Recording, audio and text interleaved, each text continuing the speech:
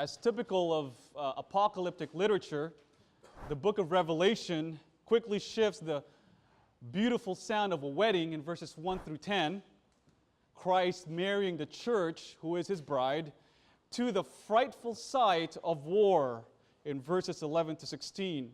The two, the wedding on the one hand and the war on the other, are not unrelated metaphors in isolation against one another, but rather, as we shall see this morning, are conjoined metaphors in concert with one another. The idea broadly is that Christ must fight in a war in order to marry the church in love. While preparing for this sermon, I turned to Google for a quick search on fighting for love. I typed love and fight, and I came across the most cliched and cheese-fest article from EliteDaily.com. I don't even know how legitimate this is, which I would like to quote to you, an excerpt. Quote, the only love worth fighting for, the only love worth having is the one worth fighting for. Sounds like a song. Because anything short of that just isn't love. If you aren't willing to fight for it, then you clearly don't want it enough. It doesn't matter whether you're talking about life goals or lovers. If you aren't willing to fight for them, if you aren't willing to get your hands dirty, to go out of your way and make an effort to hold on to them, then you just don't want them enough. And regardless of whether it's a goal or other, if you don't want it enough, then you don't deserve it. So despite of the cliche and the literary sophistication of a high school freshman in love, the article makes a similar point in Revelation chapter 19. Jesus goes to war to marry the church for love. Jesus goes to war in order to marry the church for love. Here, the wedding, or the title therefore is this: John heard a wedding, in verses 1 through 10, but now he sees a war. In other words, Christ must exercise his dominion in war against sin and Satan in order to marry the church, his bride, with complete exclusivity to Christ, having no competition for our affection for Christ. And that is the purpose of marriage. We become no longer available in the single market. When you say I do, you are now exclusive to your spouse. No more looking around.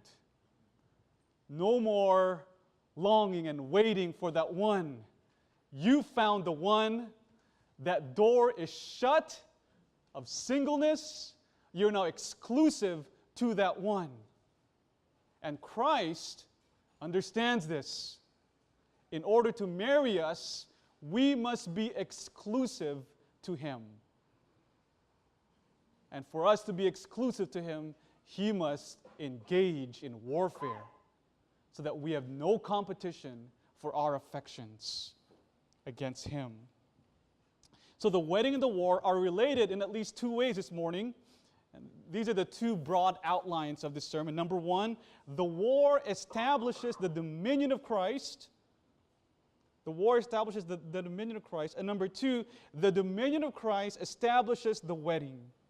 The dominion of Christ establishes the wedding. So let us consider the first point, namely, the dominion of Christ in war, which is apparent in verse 11.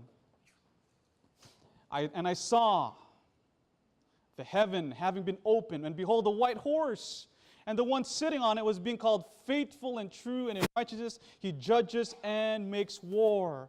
What John sees here in verse 11 is vastly different from what he hears in verses 1 through 10. In verse 6, for instance, then I heard. So one is sight and the other one is sound. Then I heard what seemed to be the voice of a great multitude. What did John hear? Let us rejoice and exult and give him glory, for the marriage of the Lamb has come. So what does John hear in verses 1 through 10? He hears a marriage. He hears the song, dun dun dun dun, dun dun dun dun. He hears the bells. He hears people rejoicing and singing and dancing. verses 1 through 10. But as he comes closer to this wedding, what he sees is a war. In verse 11, then I saw a white horse. This white horse indicates victory, not purity. As we see in Revelation chapter 6, verse 12, and I looked, and behold, a white horse, and he went out conquering to conquer. So this white horse is not for the purity of the groom, but rather it's for conquering, to defeat an enemy. The connection between the wedding and the war is not without significance. The war is the price for the wedding. That is to say, Christ must display his dominion over sin, idolatry,